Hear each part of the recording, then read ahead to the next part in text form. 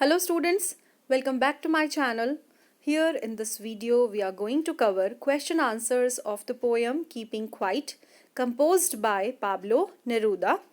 In the previous video we already have discussed all the stanzas with literary devices, rhyming scheme and the explanation. So here we will cover 17 questions, 4 textual and 13 additional question answers. So let's start with question 1. What will counting up to 12 and keeping still help us achieve? 12 तक count करना and still रहना हमको क्या achieve करने में help करता है, हम उससे क्या अचीव कर सकते हैं. So counting up to 12 takes very short time. बहुत छोटे से मिनट्स, बहुत छोटे से टाइम में हम 12 तक काउंट कर सकते हैं. And keeping still for this brief interval of time gives us a momentary pause to introspect and review the course of action. और इस छोटे से पीरियड में, इस छोटे से पॉज में हम क्या कर सकते हैं, अपने आप को इंट्रोस्पेक्ट कर सकते हैं. इंट्रोस्पेक्ट मीनिंग आत्मनिरीक्षण. हम अपने खुद का आत्मनिरीक्षण कर सकते हैं, हम खुद को एग्जामिन कर सकते हैं. We can introspect ourselves, we can observe ourselves and जो हमने किया है उसको हम इंट्रोस्पेक्ट कर सकते हैं, आत्मनिरीक्षण कर सकते हैं अपना. It is generally observe that most of the ills and troubles of the world are caused by our rush और हरी. तो ये जनरली देखा गया है कि हमारी जो वरीज़ हैं, चिंताएं हैं, ट्रबल्स, मुसीबतें हैं, वो सब किसकी वजह से होती है? हरी एंड बरी ऑफ आर डेली रूटीन. हम डेली रूटीन में कट थ्रॉट कॉम्पिटिशन, हरी बरी में जो कुछ करते हैं उसकी वजह से हम खुद के लिए मुसीबतें बढ़ा लेते हैं.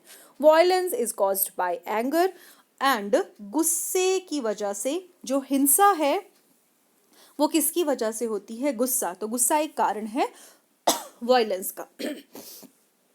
Keeping quiet and still will give us necessary respite and ensure peace.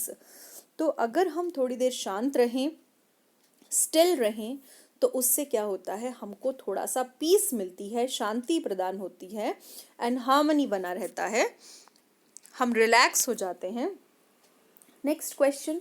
Do you think the poet advocates total inactivity and death?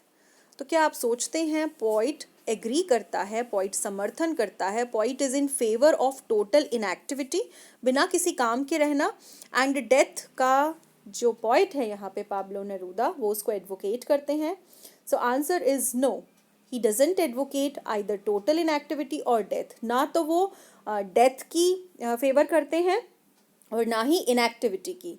He makes it quite clear that stillness should not be confused with total inactivity or equated to it. तो वो कहते हैं कि stillness से confuse नहीं होना चाहिए.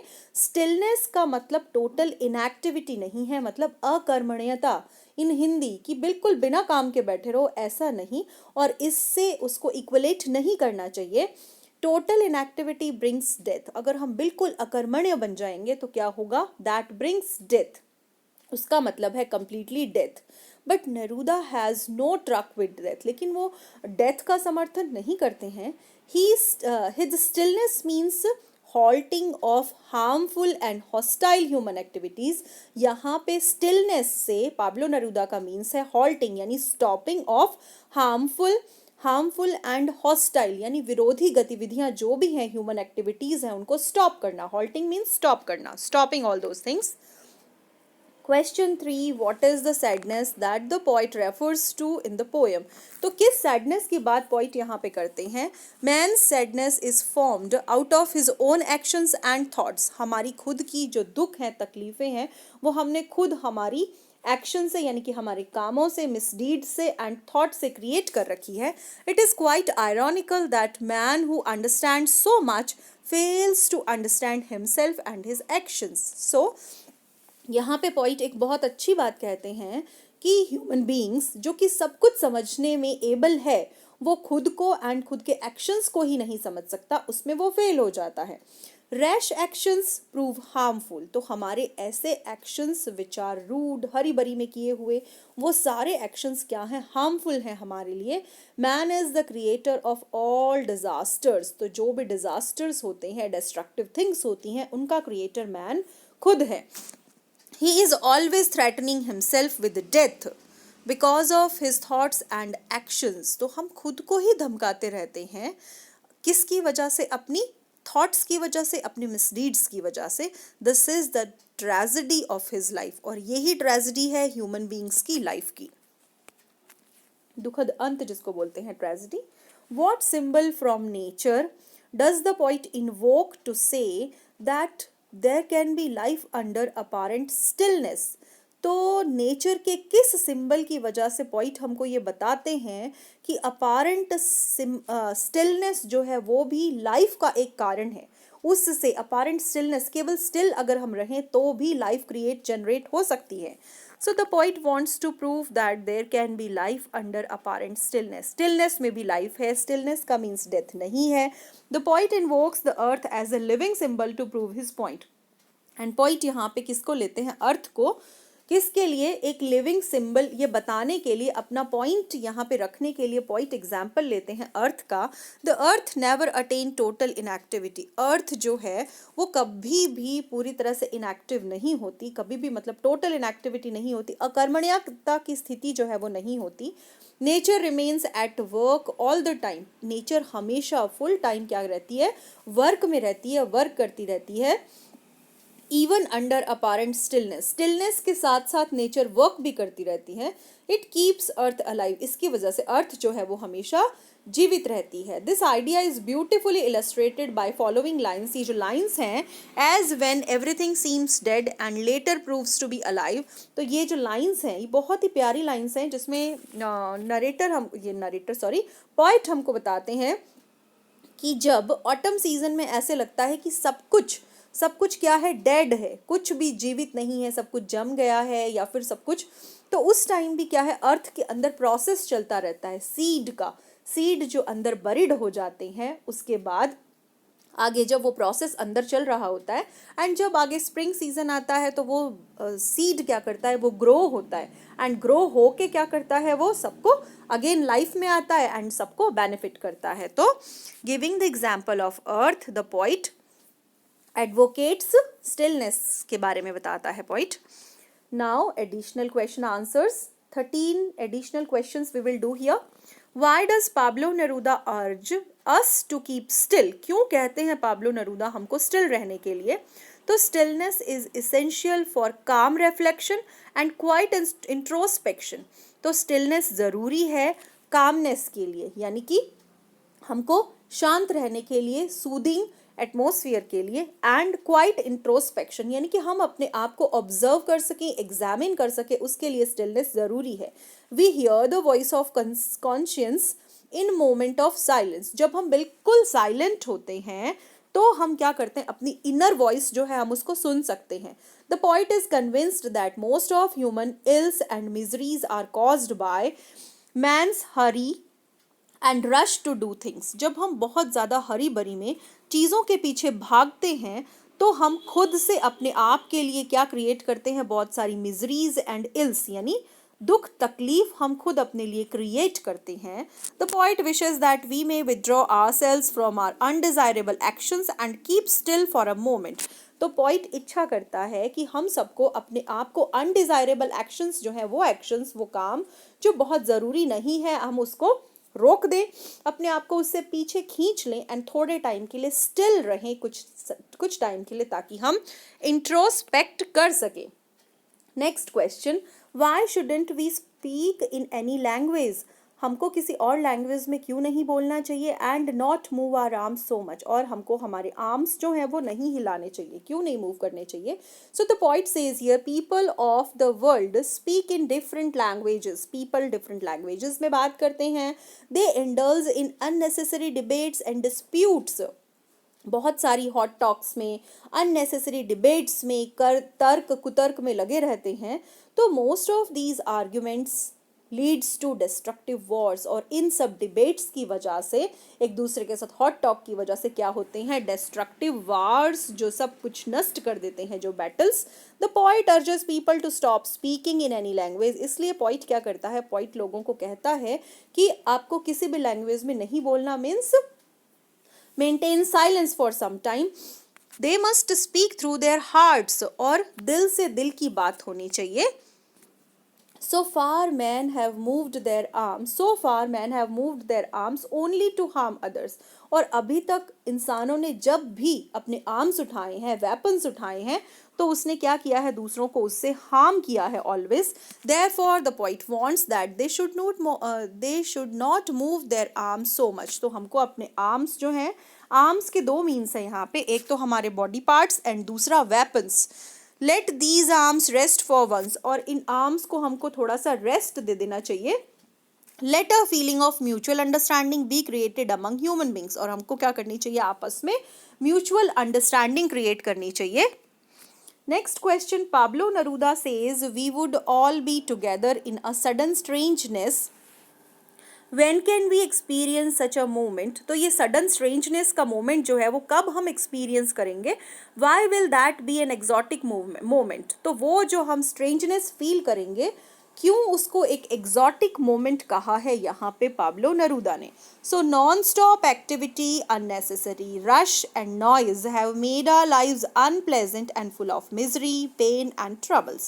Point यहाँ पे कहते हैं कि continuous activities, अननेसेसरी हमको किसी चीज़ के पीछे दौड़ना, एंड नॉइज़ यानी शोर ने हमारी लाइफ्स को अनप्लेजेंट बना दिया है, आनंद रहित बना दिया है, जिसमें कि बहुत सारे पेन्स हैं, मिजरीज हैं, दुख हैं, तकलीफ़ें हैं. We must stop rushing, hurrying, worrying and running. तो हमको ये सारी एक्टिविटीज़ रोक देनी चाहिए.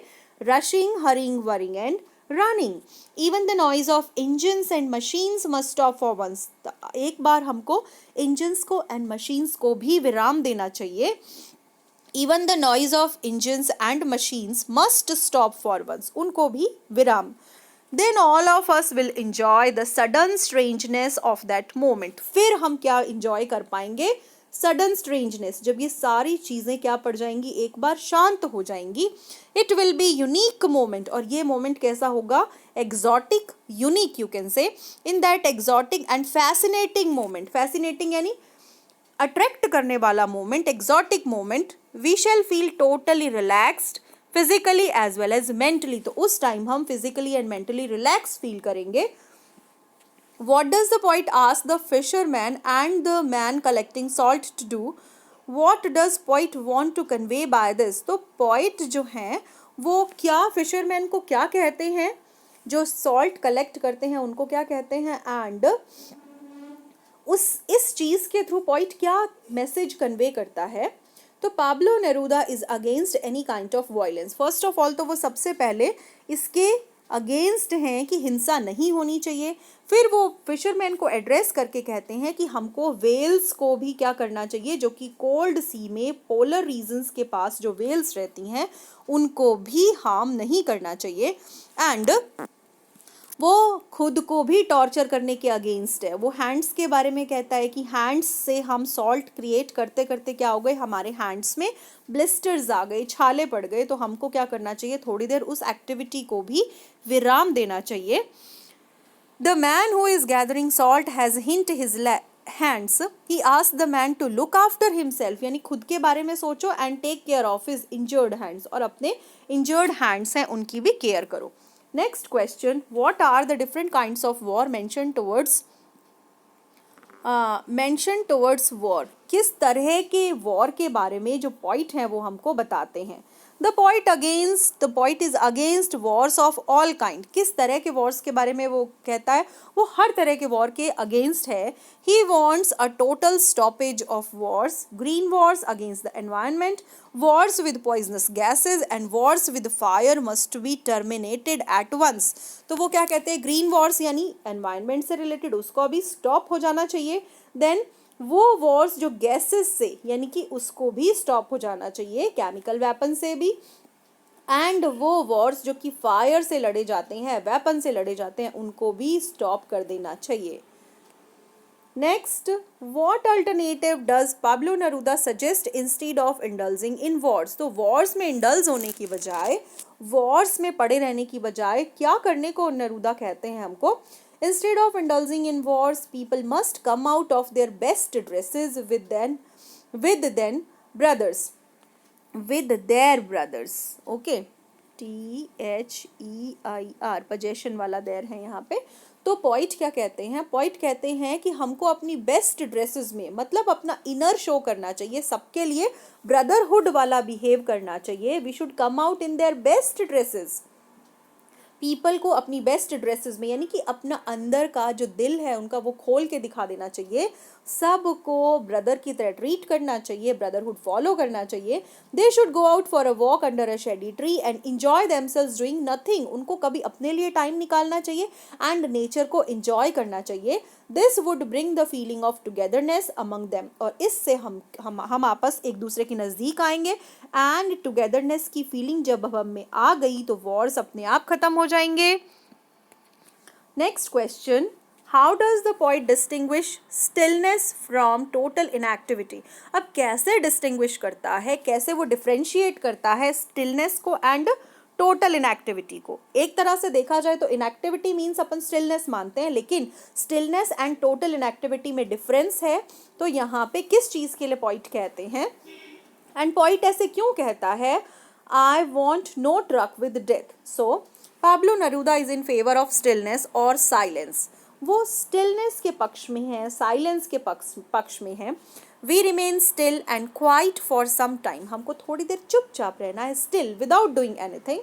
On the other hand total inactivity is a permanent suspension of work. लेकिन टोटल इनएक्टिविटी का मतलब है कि हमेशा हमेशा के लिए वर्क नहीं करना, without अकर्मण्यता।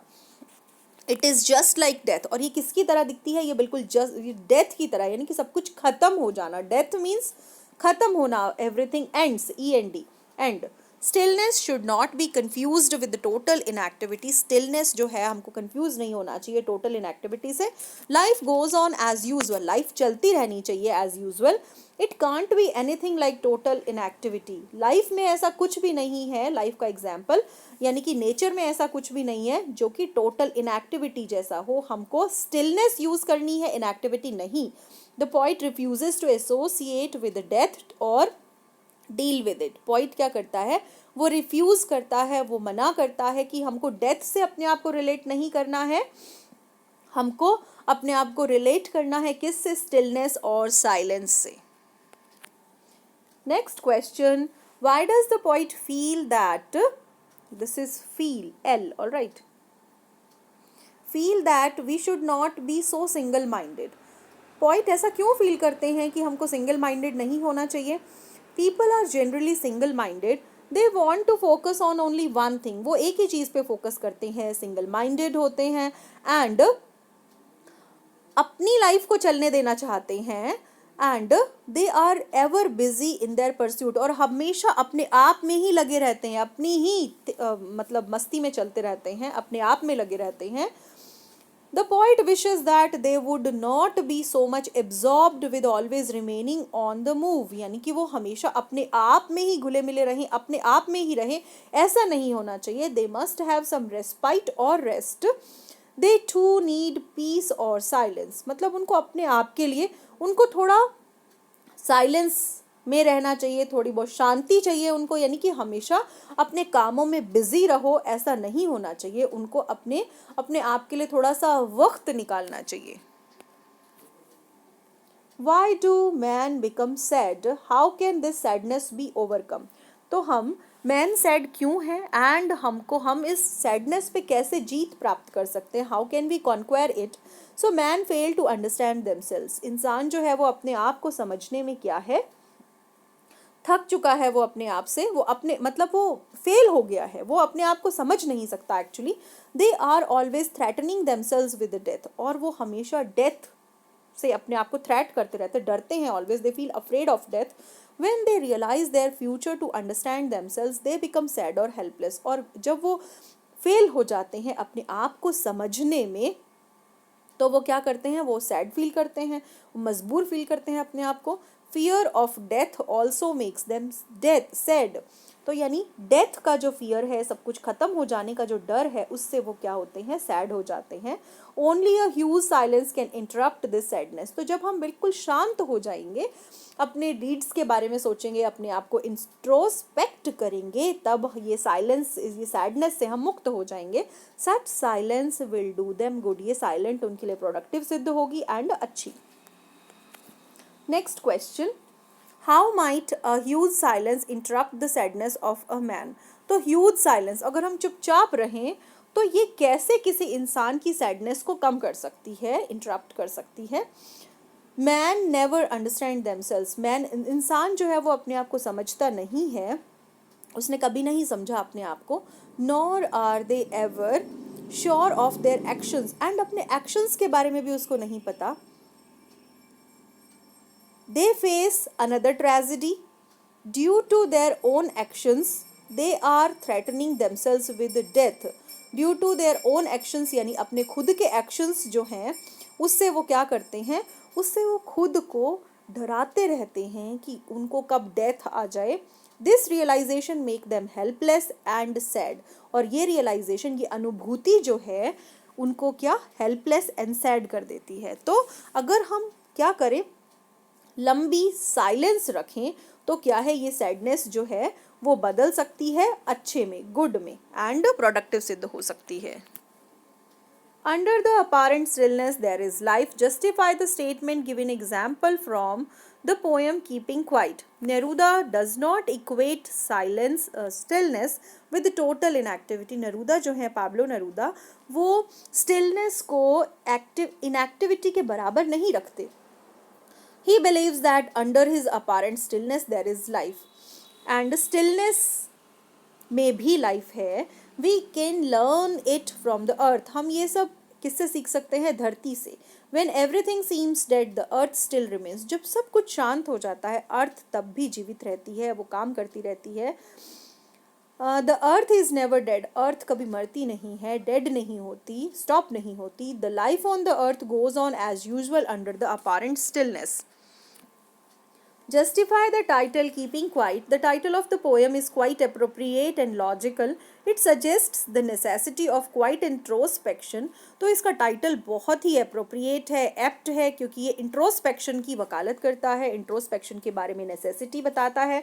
The people of the world are overactive and always on the move. हमेशा चलते रहेंगे, बहुत ज़्यादा एक्टिव रहेंगे, and इनकी एक्टिविटीज़ की तरफ वजह से क्या हो जाता है, बहुत ज़्यादा ट्रबल्स एंड सफरिंग्स उनको फील करनी पड़ती हैं। Keeping quiet will do them a lot of good, and quiet रहने से हम बहुत ज़्यादा खुश रह सकते हैं। It will save them from many harmful and violent activities. Moreover it will help in reflecting over the fate of man and help in creating a feeling of mutual understanding among human beings. And इसकी वजह से क्या हो सकता है, हम अपना जो फेट है, हम स्टिल रह के अपने फेट को क्या कर सकते हैं, उस पर इंट्रोस्पेक्ट कर सकते हैं एंड म्यूचुअल अंडरस्टैंडिंग क्रिएट कर सकते हैं। Now the last question, which is the exotic moment that the poet refers to in keeping quiet. कौन सा एग्जॉटिक मोमेंट की बात यहाँ पे करता है पोइट। सो पोइट एग्जॉटिक मोमेंट से पोइट यहाँ पे बताते हैं everyone keep quiet. When everyone keep quiet, ये एग्जॉटिक मोमेंट तब आता है जब हर कोई चुपचाप रहता है, साइलेंस में रहता है। There will be no rush for a second, अगर एक सेकेंड के लिए भी कोई भागा दौड़ी न हो। The machines also stop for a moment, and तो जो मोमेंट होगा वो कैसा होगा, फैसिनेटिंग मोमेंट होगा, अट्रैक्टिंग मोमेंट होगा। And all of us shall enjoy the sudden strangeness for a moment together, तो हम लोग क्या करेंगे, वो जो स्ट्रेंजनेस है उसको फील करेंगे। So guys, thank you so much, and all the questions I have taken here for you, all these are very very important, must study all these. Thank you so much.